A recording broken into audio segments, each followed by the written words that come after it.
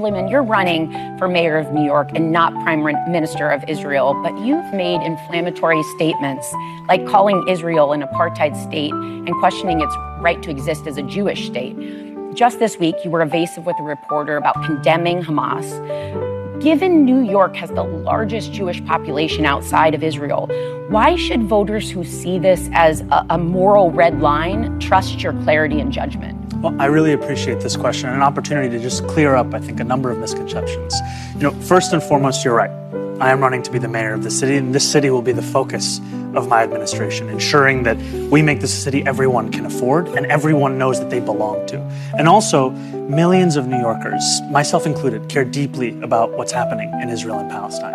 And so to be very, very clear, of course I condemn Hamas. Of course I've called October 7th what it was, which is a horrific war crime. And of course, my belief in a universality in international law is also the same set of beliefs that have led me to describe what's happening in Gaza as a genocide. Because what we see is a war crime being answered with war crimes. And what we see is every single hour the Israeli military killing a Palestinian child for close to 2 years. And it's a horror that many New Yorkers feel so deeply. And my job, I can't stop that as the mayor of this city. I can make clear my own values, my own commitments.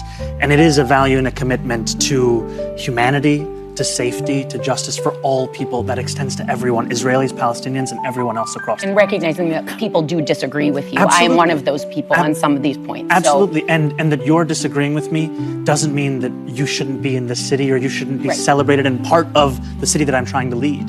And I think that's the other part of growing up as a New Yorker, learning that disagreement and difference is part of what it means to be here.